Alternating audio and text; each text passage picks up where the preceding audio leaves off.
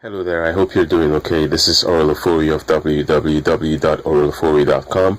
I am a journalist, a blogger, and a publicist. I also am a truth awareness fighter, and you could call me someone who gives a voice to the voiceless. And this video is me trying to explain from my point of view and based on my understanding why the Ghanaian cedi is falling. I am not an economist. I am not an expert. I'm just an average Joe. However, I read, and when I read, I try to understand. And when I don't understand, I try to get people who understand to explain things to me. And then I do some more research, and I try to wrap my mind about a situation. Now, this is my conclusion of the matter. If you are an economist and you can explain it better, or if you're a financial expert and you have a better explanation, I would appreciate if you share it with me. But from my layman's perspective, here's what I think is happening. Besides the fact that the government of Ghana has made wrong economic and financial choices for the country, one of the reasons why the cedi is also failing is that the global market economically is facing financial turmoil.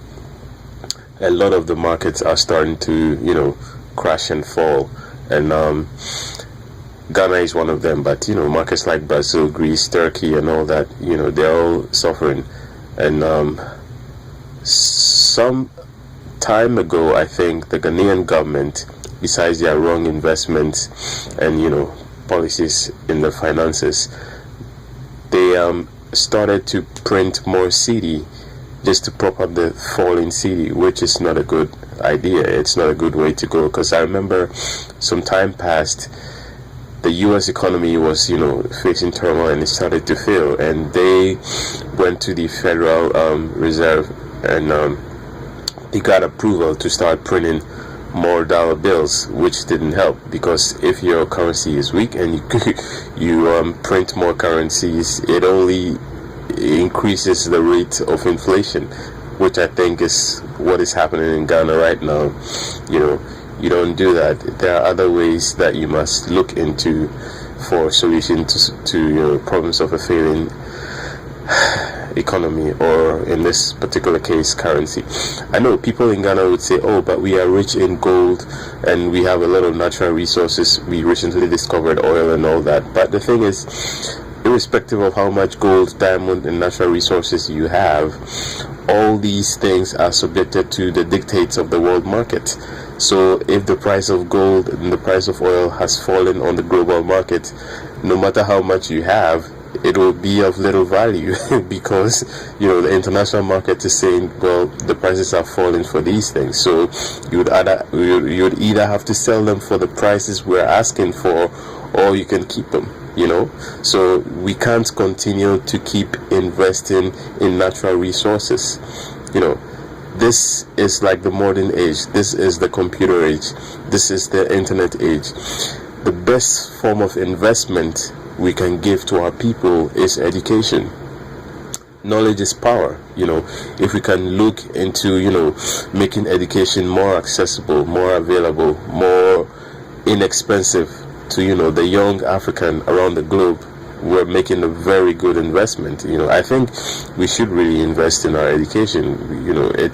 And they know, the powers that be, whoever they are, wherever they are, they know education is like the most powerful gift you can bequeath, especially to a youth in Africa, and that's why education has been made so bloody expensive globally.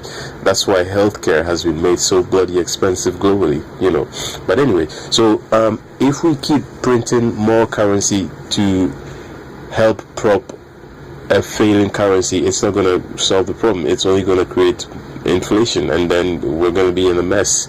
So anyway, let me continue.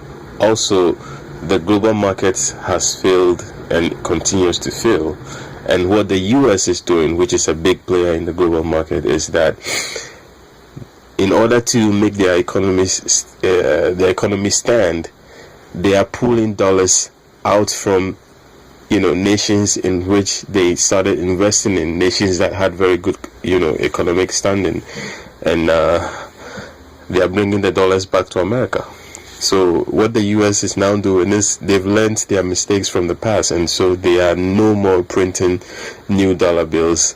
What they are doing is they are retrieving the dollar bills that they invested in other international economies and bringing them back to the US, and that's what is compounding the problem the more. So I realized the Bank of Ghana came out one time to say they are blaming the US also for the failing cedi. Well, yeah, the US played smart. They did what they had to do to keep the economy going. So if you would blame the US for the failing cedi, does that mean you're not gonna look into opportunities and avenues through which you can fix the problem? Are we gonna continue relying on the US economy for the survival of our Ghanaian and local economy? Are we gonna continue to let the global effects of aftershocks from financial turmoil dictate the rate at which our economy grows? I mean, obviously, we can't deny the fact that we're part of the global community, and there's a cause and effect. There's a collective responsibility, and when it goes bad, we all suffer. But then I think it's high time we started looking into avenues through which we can really, really prop up our economy.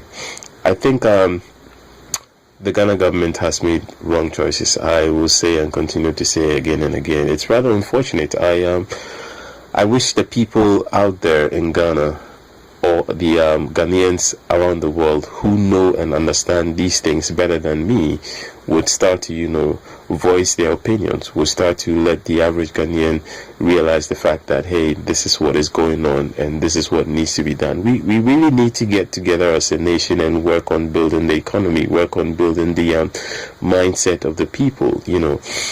I think it's about time. Africa is at that place in her history where she's right now at that topmost place, and all she needs to do is to make the right decisions and come together as a single entity, mentally, and then we can regain our past glories. We can go back to that place where we have always been, that place that made Africa the cradle of mankind. It's about time. The African dream is still alive, and it's up to the people in Africa not only to have a positive mindset, but to be proactive. Go out there and start working for the change you are looking for. You are the change you've been waiting for. Obama said this and Gandhi said this. We are the change we've been waiting for. No one is going to come from nowhere. No miracle is going to happen to bring the change that we want. The change that we want is coming from the man or the woman that we see when we look into our mirror. Yes, ourselves. Anyway, I think I'm babbling too much, but before I end, I'd like to say this. There's hope for Africa, and that hope is you. You sitting out there listening to me babble. And let's get out there and let's do our bit. Little drops of water makes a mighty ocean. It's time for us to get busy. I know we can fix the economy. I know when we finally fix it, we can find ways through which we can make, it rely. Well, anyway. So if you're out there and you're an African or you're a non-African and you believe in the African dream, or you believe in the fact that humans everywhere deserve an equal opportunity, humans everywhere deserve a fair right to education and access to medical, health, then you know that you're not alone, and there are a lot of people out there like me who support and agree with you.